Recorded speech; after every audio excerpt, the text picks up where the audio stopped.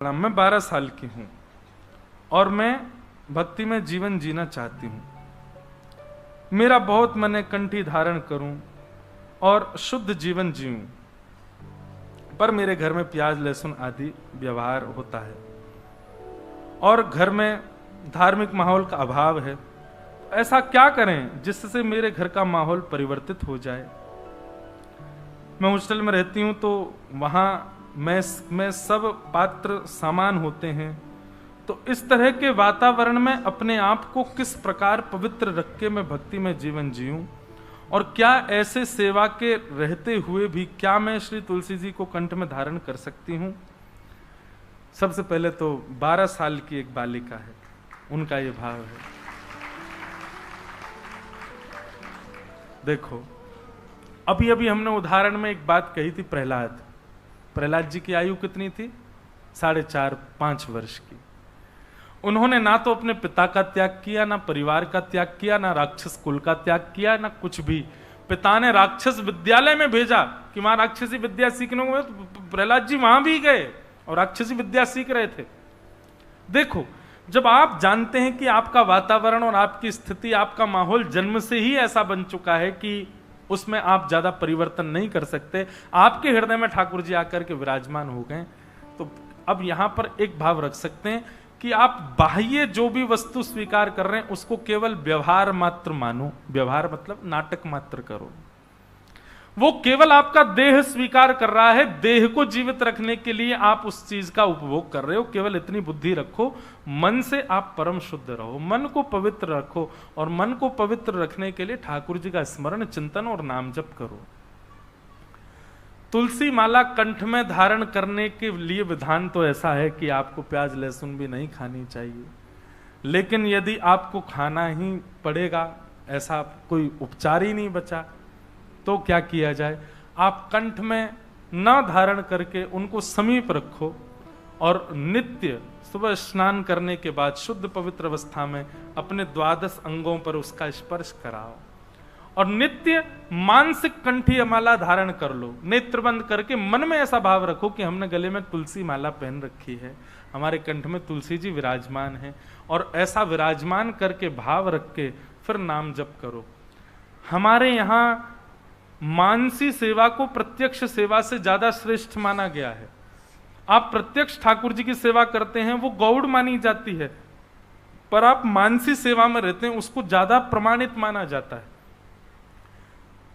क्योंकि मैं ऐसा मानता हूं कि आप तुलसी जी गले में धारण करेंगे, उसके बाद कुछ अन्य वस्तु सेवन करेंगे, तो कहीं ना कहीं वो कंठ से स्पर्श होके जाएगी।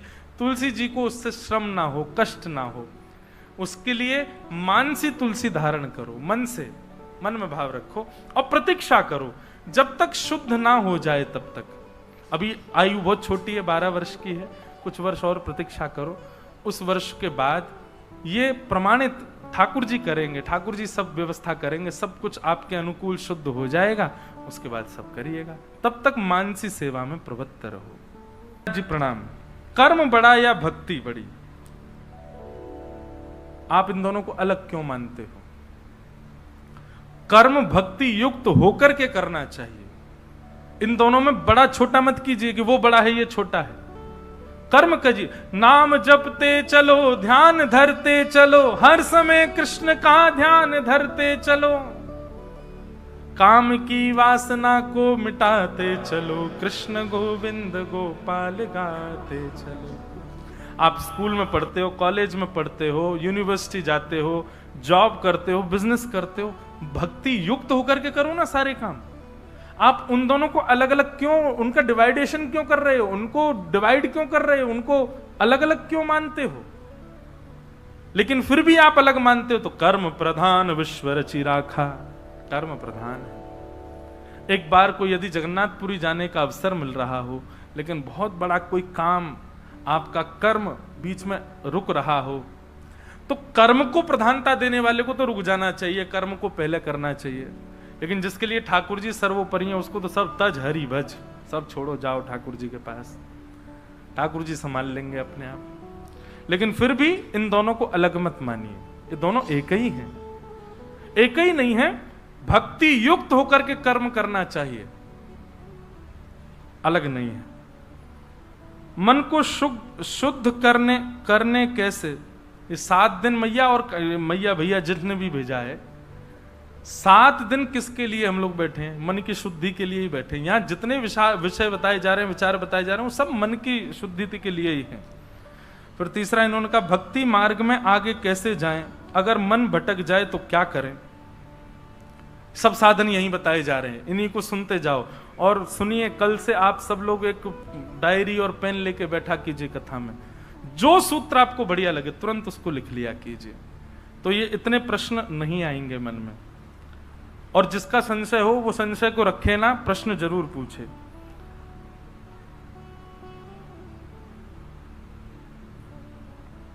भक्ति से संतुष्ट न होना समझ में आता है, पर व्यापार से संतुष्ट होने वाली बात विस्तार से बताइए।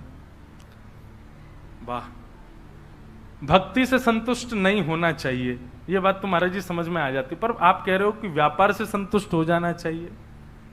इस बात को बताओ। देखो, ये हमने इस परिप्रेक्ष्य में कहा था जिसके लिए भक्ति प्रधान है, जिसके लिए जो वस्तु प्रधान है उससे कभी संतुष्ट मत हो, इसीलिए उसमें गति प्राप्त करोगे। अगर आप व्यापार में गति प्राप्त करना चाहते हो, उससे संतुष्ट मत हो, लगे रहो लगे रहो लगे रहो। और लगा व्यक्ति तभी रहता है जब संतुष्ट नहीं होता। संतुष्ट हो जाता है तो विश्राम करता है। भोजन करते करते जब संतुष्टि हो जाती तभी हम कहते बस अब नहीं। ऐसे ही जिसको भक्ति मार्ग प्रधान है वो भक्ति में कभी संतुष्ट ना हो। व्यापार मार्ग प्रधान है, व्यापार संतुष्ट, लेकिन जिस मार्ग को आप चुनो उसके अलावा बाकी सबसे फिर संतुष्ट हो जाओ, उससे संतुष्ट मत हो। अगर भक्ति मार्ग आपके लिए सब कुछ है तो फिर परिवार, व्यापार, इन सबसे संतुष्ट रहो। लॉस हो रहा है तो भी संतुष्ट, प्रॉफिट हो रहा है तो भी संतुष्ट। हम तो केवल ठाकुर जी के हैं, हम अच्छा हो बुरा हो हमें उससे कोई मतलब नहीं। फिर दया और कृपा, इसमें डिफरेंस क्या है? दया मानव करता है, गुरु करते हैं, कृपा ठाकुर जी करते हैं। कृपा मानव का अधिकार नहीं है।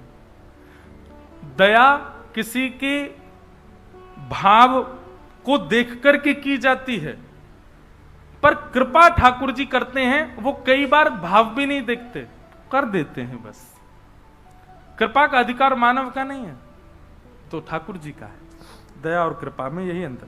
दया किसे मिलती है और कृपा किसे मिलती है, दोनों में श्रेष्ठ क्या है?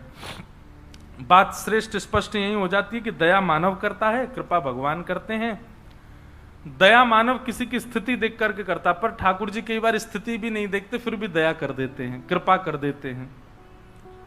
फिर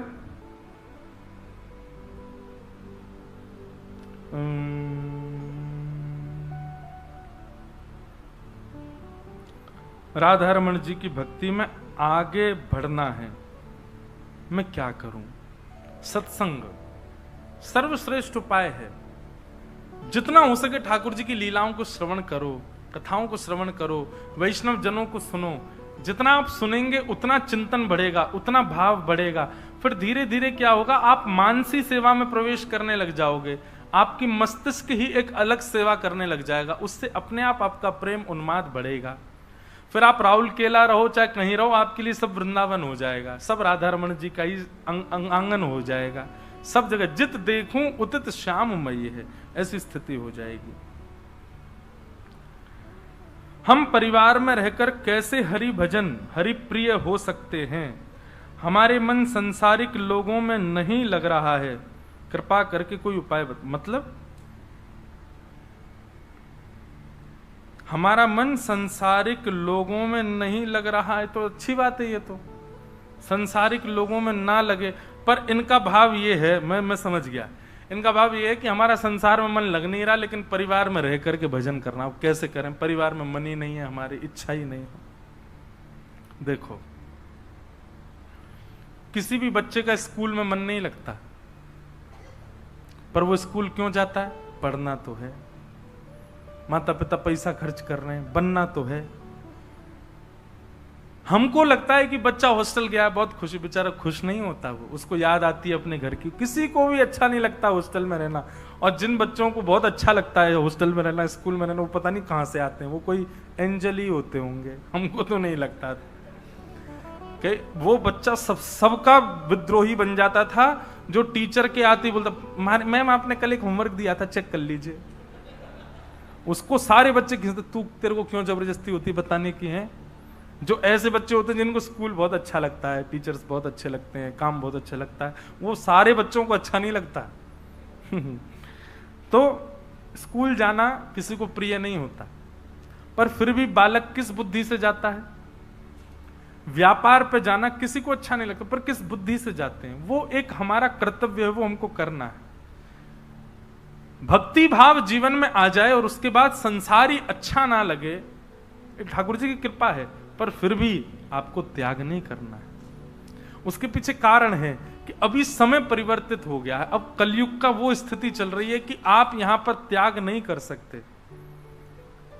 मीराबाई का समय नहीं रहा, अब ये प्राचीन काल का वो समय नहीं रहा है कि आप सब छोड़ करके और सब चले। मीराबाई ने भी, प्रसंग आता है कि मीराबाई ने वर्षों तक अपने ससुराल वालों का भी त्याग नहीं किया, जबकि उनके पतिदेव की मृत्यु हो चुकी थी।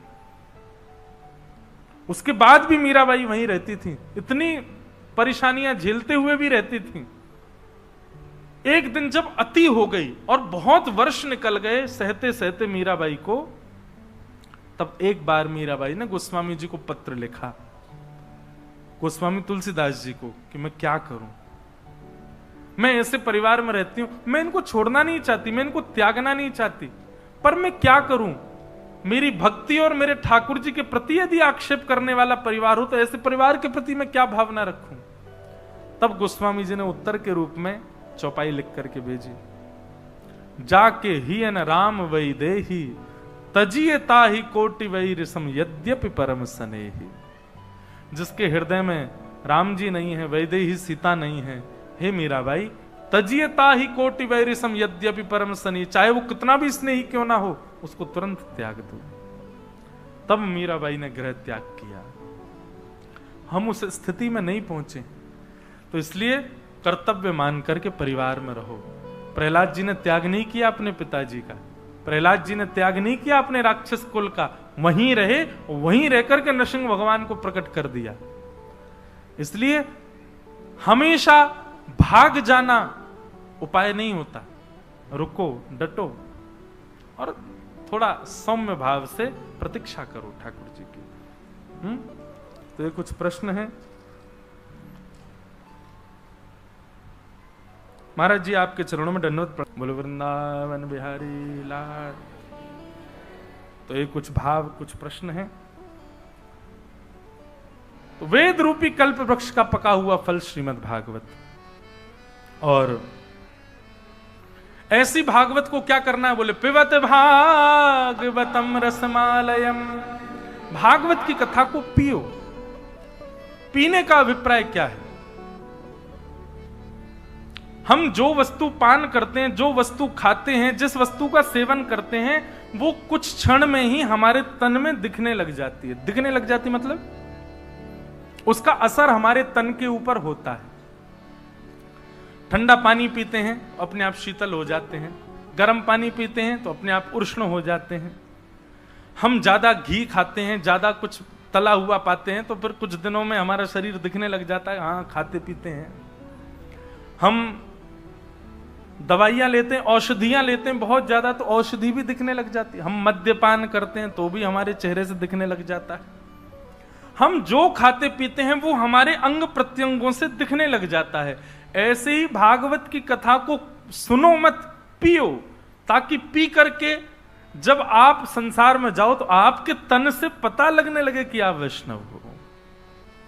आपके अंग प्रत्यंगों से ही पता लग जाए कि आप कथा के श्रोता हो। बंधुओं, वैष्णव की बैठने की स्थिति, वैष्णव की चलने का तरीका, वैष्णव के आंख खोलना बंद करने का तरीका, वैष्णव के मुस्कुराने का तरीका, वो सब अलग होता है। पता चल जाता है कि वैष्णव है कि नहीं। उसके बैठने का, अब सुखासन में हम लोग बैठे हैं, इस सुखासन में बैठा कैसे है व्यक्ति, उससे पता चल जाता है कि वैष्णव है कि नहीं है। वो भोजन क्या पाता है, वो जब बोलता है तो किन शब्दों का प्रयोग करता है, उससे पता चल जाता है कि ये वैष्णव है कि नहीं। तो जब आप कथा सुनते हैं तब ये सब नहीं होता। जब आप पीना प्रारंभ कर दे, पीना मतलब कथा को रमाने लगते हैं अपने भीतर, तो आपकी शब्दावली, आपकी देखने की दृष्टि, आपके विचार करने का नियम, आपका चलना फिरना, उठना बैठना, हाथों का घूमना, उन सब में परिवर्तन आ जाता है और पता लगने लगता है कि आप वैष्णव हो।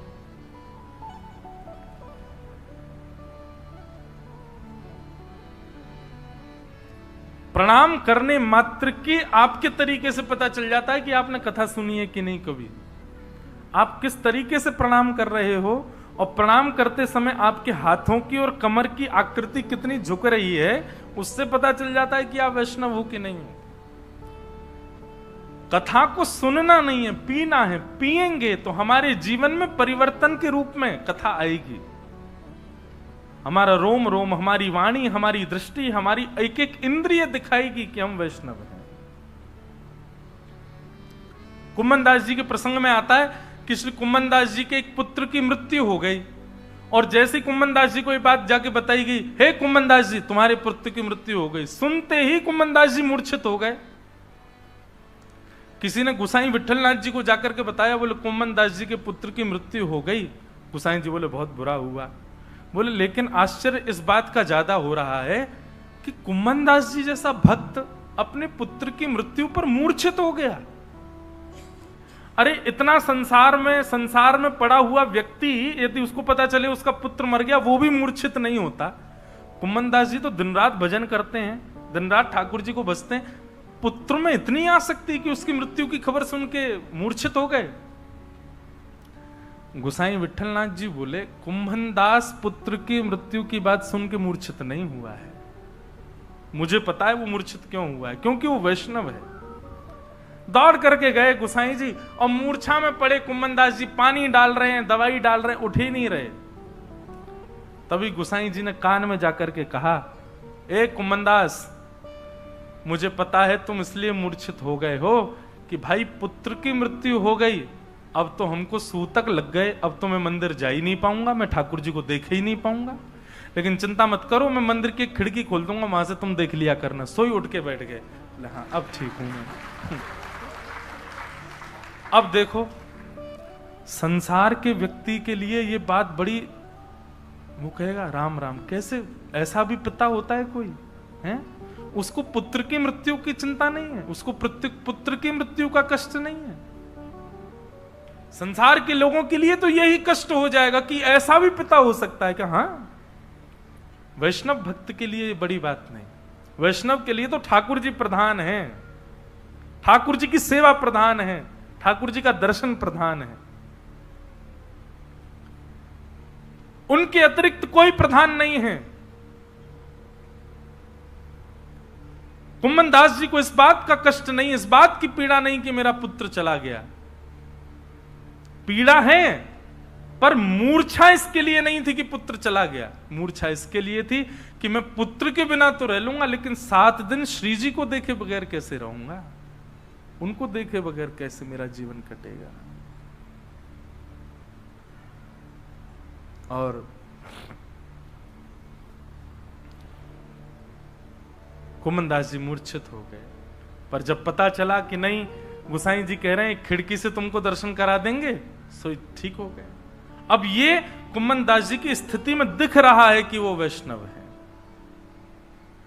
हमारी स्थिति, हमारी बोली चाली, हमारी हर चीज से पता चले कि हम वैष्णव। वैष्णव के सामान्य बैठने का तरीका भी ऐसा होगा कि उस पर भी आपको लगेगा ये कुछ अलग है। उसके बोलने चालने चलने फिरने देखने का तरीका भी ऐसा होगा कि उसमें भी आपको लगेगा ये कुछ अलग है। और वो अलग आपको आकर्षित नहीं करेगा। वैष्णव की कोई भी स्थिति उसके प्रति आकृष्ट कर रही है तो यह आपका दोष है। वैष्णव की कोई भी स्थिति ठाकुर जी के प्रति आकर्षण पहुंचाए। इसका एक प्रमाण सुनो। हनुमान जी महाराज रूप बदल करके विभीषण के यहां गए, पहली बार एक ब्राह्मण का रूप धारण करके गए, और जैसे ही विभीषण के घर में प्रवेश किया, विभीषण जी रोज राम राम जपते थे। हनुमान जी ने जैसे ही देखा कि बाहर धनुष बाण चिन्ह बने हैं, राम लिखा है बड़े अक्षरों में, भैया ये लंका में कौन भक्त आ गया, तो हनुमान जी महाराज परीक्षा लेने के लिए एक ब्राह्मण का रूप धारण किया त्रिपुंड, लंबी चौड़ी चोटी, पटका गले में, यहां वेदों की ग्रंथ ले रखे हाथ में, और धोती पहन के हनुमान जी प्रवेश कर गए खड़ाऊं पहन करके। जैसे ही हनुमान जी ने प्रवेश किया विभीषण के कक्ष में, भवन में, विभीषण ने सामने जैसे हनुमान जी को देखा, शग्म भेष में आए थे हनुमान जी। विभीषण जी महाराज अपने आसन से उठे और उठकर के उनको दंडवत प्रणाम किया। हनुमान जी ने आशीर्वाद दिया। विभीषण जी उठकर के खड़े हुए, फिर लेट के फिर दंडवत प्रणाम किया। हनुमान जी ने फिर आशीर्वाद दिया, फिर खड़े हुए, फिर लेट के फिर दंडवत प्रणाम किया। 3 बार हो गए। हनुमान जी बोले बड़ी दंडवत हो रही है। फिर खड़े हुए, हनुमान जी कुछ कहते, विभीषण जी फिर लेट गए, फिर दंडवत प्रणाम। 1 बार, 2 बार, 3 बार, 4 बार, 5 बार, 10 बार प्रणाम कर लिया। हनुमान जी ने अब के रोका, ए भाई सुनो, तुम हमको जानते हो क्या? हनुमान जी को संशय हो गया, कहीं मेरा चेहरा पता तो नहीं चल रहा है इसको कि मैं हनुमान हूं। हनुमान जी बोले, सुनो तुम हमको जानते हो क्या? विभीषण जी बोले, नहीं। इतनी दंडवत क्यों कर रहे हो हमको? हम तो पहली बार तुमसे मिले हैं आज, इतना प्रणाम क्यों कर रहे हो हमको? विभीषण जी के नेत्रों में पानी आ गया, अश्रु जल भर आए और हाथ जोड़ करके कहने लगे, मैं आपको जानता नहीं हूं, पर आप जब से मेरे सामने आए हो ना, वर्षों से मैं राम जी का भजन कर रहा हूं, इतने प्यारे मुझे राम जी कभी नहीं लगे, लेकिन जब से आप मुझे दिख रहे हो तब से राम जी मुझे इतने प्यारे लग रहे हैं, इतने प्रिय लग रहे हैं। मुझे राम जी के प्रति इतना प्रेम हो गया है मेरे चित्त में, निश्चित ही इस बात का प्रमाण है कि आप कोई सामान्य तो नहीं हो, क्योंकि आपकी उपस्थिति, आपका दर्शन मुझे राम जी के और समीप ले जा रहा है। ये वैष्णवता का लक्षण है। हमारे आचार विचार, बोली चाली, उठना बैठना, उन सब में जब भक्ति परिवर्तित दिखने लगती है ना, सामने वालों पर प्रभाव पड़ता है और वो ठाकुर जी के और समीप पहुंचते हैं उससे। इसलिए कथा सुननी नहीं है, कथा को पियो। कथा पान करेंगे तो हमारे आचारों में दिखने लगेगी, हमारे विचारों में दिखने लगेगी, हमारे व्यवहार में दिखने लगेगी, हमारी स्थिति में दिखने लगेगी। 7 दिन बाद दोबारा अपने दफ्तर जाओगे, अपने स्कूल जाओगे, कॉलेज जाओगे, अपने अपने काम पर जाओगे, तो आपके कार्यकर्ता गण, आपके जो कलीग्स हैं, आपके जो मित्र हैं, कहें भाई तू अब बदल गया है, कैसा, अब थोड़ा पहले से अच्छा हो गया है, पहले से और व्यवस्थित लग रहा है, पहले से और सुधरा हुआ सा लग रहा है। समझो कि ये कथा आपने पी है। पर जैसे आप परसों थे वैसे ही आप 9 तारीख के बाद भी हो। आपने कथा को सुना है, पिया नहीं है। पर यहां आज्ञा क्या है? पिबत भागवतम रसमालयम मुहुर्हो रसिका भुवि भावुका। भागवत की कथा को पियो। व्यास जी ने जो बातें कही, उन बातों को तुरंत अपने जीवन में उतारने का निश्चय कर लो। आप विश्वास मानिए, अन्य साधना आप ना भी कर पाओगे चलेगा, लेकिन कथा में जो आप सुनते हैं उसको तुरंत अपने जीवन में लागू करते हैं। आपके कल्याण की जिम्मेवारी ठाकुर जी ले लेते हैं फिर। क्यों? क्योंकि आप कथा में सुने गई बातों को अपने जीवन में लागू कर रहे हो। श्रीमद् भागवत के 11 स्कंद में, 10वें स्कंद में भगवान कहते हैं, अंजह पुंसाम विदुषाम बुद्धिम भागवतान हितान। मेरे बताए हुए भागवत मार्ग पर जब व्यक्ति चलने लग जाता है, उसका कभी पतन नहीं होता, और यदि कभी उसका पतन हुआ भी, कभी वो गिरा भी, तो मैं उसके सामने खड़ा हूंगा उसको उठाने के लिए। प्रसिद्ध प्रसंग आता है श्री बलराम दास जी महाराज का। जगन्नाथपुरी में श्री बलराम दास जी महाराज हुए। जगन्नाथ भगवान को रोज पद सुनाते थे, गाते थे, गाने में बड़े निपुण थे। उनको सेवा मिली हुई थी कि वो जगन्नाथ जी के सामने गाते थे। एक दिन उनकी गायकी से रीझ करके एक वैश्या नाचने लगी, और बलराम दास जी का ऐसा भाव हो गया कि वो अब तक तो जगन्नाथ जी को रिझाने के लिए गा रहे थे, पर अब उस वैश्या को देखा तो उसको रिझाने के लिए गाने लगे। पतन हो गया बलराम दास जी का। पर देखो ठाकुर जी कैसे रक्षा करते हैं। मैं कहा करता हूं जीवन में एक बार भी यदि ठाकुर जी से अनन्य प्रेम हो गया हो, निश्चिंत हो जाना। उसके बाद यदि कभी आपका पतन भी हो गया ना, चिंता मत करो, ठाकुर जी फिर उठाएंगे। क्योंकि एक बार ठाकुर जी ने आपको स्वीकार किया है, ठाकुर जी का स्वभाव है, वो फिर दोबारा कभी छोड़ते नहीं है। उतार चढ़ाव आपके जीवन में आ जाएगा, कभी आप पतन का अनुभव करोगे, कभी आप अपने आप को गिरा हुआ अनुभव कर सकते हो, पर इससे विचलित मत होना, ठाकुर जी फिर उठाएंगे। माधव दास जी एक वैश्या के रूप में आसक्त होकर के उसके साथ रहने लगे। अति तो तब हो गई कि भैया रथ यात्रा का दिन, और बलराम दास जी अभी सो ही रहे हैं। रात भर अपनी प्रियसी के साथ में भ्रमण किया, भूल गए कि कल रथ यात्रा है। परंतु पूरे जगन्नाथपुरी में हल्ला मच चुका था कि बलराम दास अब चरित्रहीन हो चुका है। आज जैसे नेत्र खुले,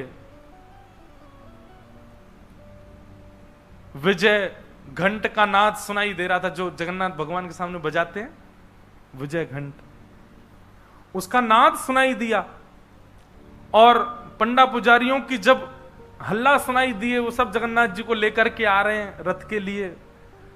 जब पड़े पड़े ये स्वर सुना, तब बलराम दास जी ने नेत्र खोल करके अपने आप को देखा और अपनी स्थिति को देखा। मैं कहां पड़ा हूं, मैं क्या था, मैं कैसा था, और ये मेरा क्या हाल हो गया। स्नान करके तुरंत दौड़े रथ की ओर। बोले मेरे पद गायन के बाद ही रथ यात्रा प्रारंभ होती है, आज भी वैसा ही होगा। परंतु आज पंडा पुजारियों ने उनको रथ पर चढ़ने ही नहीं दिया। सब पहचान चुके थे कि माधव दास वैश्यागमन करता है, अब इसको रथ में चढ़ने का भी अधिकार नहीं है। माधव दास जी महाराज रोने लगे। जगन्नाथ जी देखने तक नहीं दिए उनको किसी ने। माधव दास जी महाराज गए और समुद्र में प्राण त्यागने लगे अपने। बोले मुझसे बहुत बड़ी भूल हो गई नाथ, मैंने आपकी सेवा छोड़ करके संसार की सेवा में लग गया। तभी उनके मन में आया प्राण क्या त्यागूं, एक बार और प्रयास कर लूं, क्या पता जगन्नाथ जी स्वीकार कर लें। अब रथ यात्रा में तो मैं वहां नहीं जा पाऊंगा, तो वहीं बालूका का एक रथ बनाया, उसमें बालू के जगन्नाथ जी बैठा दिए और वहीं पद गायन करने लगे। और जैसे ही पद गायन जगन्नाथ बलराम दास जी ने किया, यहां रथ खींचने का समय आया। दोनों रथ खिंच गए, बलभद्र जी और सुभद्रा जी का, पर जगन्नाथ जी का रथ नहीं खींचा। खींचते रहे, वो आगे बढ़ा ही नहीं। सबने जाके प्रार्थना करी, बोले हे महाप्रभु आज आपका रथ नहीं बढ़ेगा क्या आगे? ठाकुर जी बोले क्योंकि मैं इस रथ में बैठा ही नहीं हूं तो ये रथ आगे कैसे बढ़ेगा? बोले रथ में नहीं बैठा हूं मतलब? बोले यहां केवल मेरा विग्रह बैठा है, मैं तो बलराम दास के रथ में बैठा हूं जो समुद्र किनारे उसने बनाया है। मैं तो वहीं बैठ करके अपनी रथ यात्रा स्वीकार कर रहा हूं। आज की मेरी रथ यात्रा तो वहां बलराम दास कर रहा है। मतलब विचार करेंगे आप, संपूर्ण पंडा समाज, पुजारी समाज और संपूर्ण जगन्नाथपुरी के लोगों ने बलराम दास का त्याग कर दिया, लेकिन महाप्रभु कितने दयालु। उसके इस गलत दूषित कर्म पर भी ठाकुर जी ने उसका नमे भक्त्या प्रणश्यति, गीता में भगवान कहते हैं एक बार जो मेरे को अपना लेता है उसके बाद उसका पतन हो भी रहा हो ना अर्जुन, तो मैं उसको गिरने नहीं देता, मैं उसको पकड़ लेता। बलराम दास का पतन नहीं होने दिया ठाकुर जी।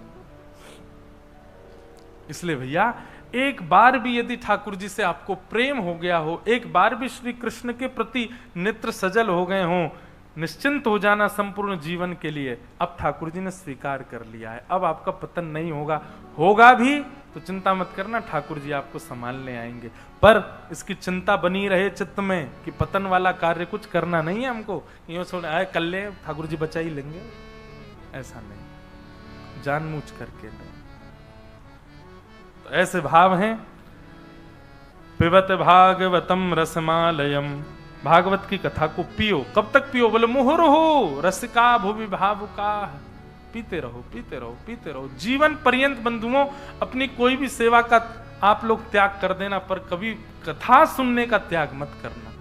हमारी कई एक बात मान लीजिए, आप हर दिन 20-25 और आधा घंटा, 20-25 मिनट आधा घंटा सत्संग को देना प्रारंभ कर दीजिए। नित्य सत्संग करो, नित्य श्रवण करो भगवत वार्ताओं को, इससे कल्याण होगा, कल्याण का मार्ग प्रशस्त होगा। इस प्रकार 3 श्लोकों में मंगलाचरण किया। सौनकादि ऋषियों ने 6 प्रश्न किए। इन्हीं 6 प्रश्नों में आगामी 6 दिन की कथा चलेगी। सूत जी महाराज ने प्रश्न सुनकर के सबसे पहले अपने गुरु को वंदन किया कि यम प्रव्रजन्तमनुपेतमपेत कृत्यम द्वैपायनो विरह कातर आजुहाव पुत्रेति तन्मयतया तर्वोभिनेदु तम सर्वभूत हृदय मुनिमानतोष्मि। बोलो सद्गुरुदेव भगवान की, श्री सुखदेव जी महाराज की। सूत जी ने अपने गुरु को वंदन किया और वंदन करने के बाद उत्तर देना प्रारंभ कर रहे हैं। एक उत्तर हम सुन लेते हैं, उसके बाद हम सप्तनिधि का पद गाएंगे और कथा को विश्राम देंगे। सवै पुंसां परो धर्मो यतो भक्ते अदोक्षजे अहैतुक्य प्रतिहता ययात्मा संप्रसीदति। बंधुओं, मेरा आपका हम सबका परम धर्म क्या है? हमारा धर्म क्या है? पहले तो धर्म बताओ। हमारा धर्म क्या है? व्यापार करना, 3 समय की रोटी प्रेम से खा सकें उसके लिए कर्म करना, अपने परिवार का पालन पोषण करना, अपने पिता का नाम यश बढ़ाना, ये सब धर्म के अंतर्गत आता है। परोपकार करना, दूसरों की सहायता करना। परंतु यहां पर कहा गया हमारा परम धर्म क्या है? तो परम धर्म का एक स्वरूप मैंने थोड़ी देर पहले बताया, स्वयं भगवत प्राप्ति के साथ साथ अन्यों को भी भगवत प्राप्ति की भावना चित्त में रखना, ये परम धर्म है। परंतु यहां सूत जी एक उदाहरण और दे रहे हैं, हमारा परम धर्म क्या है? तो कहते हैं सवै पुंसाम परो धर्मो यतो भक्तिर अदोक्षजे। अदोक्षज भगवान की, जगन्नाथ भगवान की भक्ति करना ये धर्म है। परंतु कैसी भक्ति करना? बोले अहेतुकी भक्ति करना, प्रत्येक दिन बढ़ोतरी हो ऐसी भक्ति करना, ये हमारा परम धर्म है। ये बात निश्चित है, आज हमको जितने प्रिय ठाकुर जी लगते हैं कल उससे दुगने प्रिय लगने चाहिए, और कल जितने प्रिय लगते हैं परसों उससे दुगने प्रिय लगने चाहिए। हर दिन ठाकुर जी हमको अति प्रिय लगे, पहले से अति प्रिय लगे। ऐसी भक्ति यदि हमारी है तो हमारी भक्ति मानो हम परम धर्म कर रहे हैं। लेकिन ठाकुर जी कल भी जैसे लग रहे थे आज भी वैसे ही लग रहे हैं, परसों भी वैसे ही लग रहे हैं, अगले दिन भी वैसे ही लग रहे हैं, ये तो वही है, वैसे ही है। ऐसा नहीं, न विच्छिन्न होने वाली भक्ति और प्रत्येक दिन बढ़ने वाली, बढ़ोतरी होने वाली भक्ति अगर हमारे चित्त में हो रही है तो ये हमारा परम धर्म एक्टिवेट हो चुका हमारे अंदर, ये समझ लीजिए। हर दिन ठाकुर जी की याद, वृंदावन की याद, वैष्णवों की याद और ज्यादा बढ़ रही है तो समझो ये हमारी अहेतुकी भक्ति है। और ये कैसे होगा? ठाकुर जी और प्रिय लगें, कल से भी अधिक प्रिय आज लगें, आज से भी अधिक प्रिय कल लगें, कल से भी अधिक प्रिय परसों लगें, ये कैसे संभव होगा? वैष्णवों की कृपा, बिना महत पाद रजोभिषेकम। कोई भगवत भजन करने वाला, कोई ठाकुर जी के चिंतन में रहने वाला, कोई भगवत भाव में रहने वाला यदि प्रेम से आपको नहीं देख लेगा तब तक आपका ठाकुर जी के प्रति प्रेम नहीं बढ़ेगा। कोई ठाकुर जी से बहुत प्रेम करता है, ठाकुर जी को बहुत भजन करता है, ठाकुर जी को खूब भजता है, वैष्णव वेश में रहता है, संत वेश में रहता है, नित्य वृंदावन को भजता है, ऐसा नित्य वृंदावन और ठाकुर जी के प्रेम में रहने वाला जब प्रेम भर के आपको देख लेगा तभी आपके हृदय में ठाकुर जी के प्रति प्रेम लक्षणा भक्ति बढ़ेगी, नहीं तो नहीं। संतों को प्रणाम इसलिए नहीं किया जाता इनका पुण्य हमको मिल जाए, ये हमको आशीर्वाद दे दें। संतों को प्रणाम केवल इसलिए किया जाता है कि ये प्रेम भर के हमारी ओर देख लें, इनकी दृष्टि हम पर पड़ जाए और इनकी दृष्टि से ही हमारा कल्याण हो जाएगा।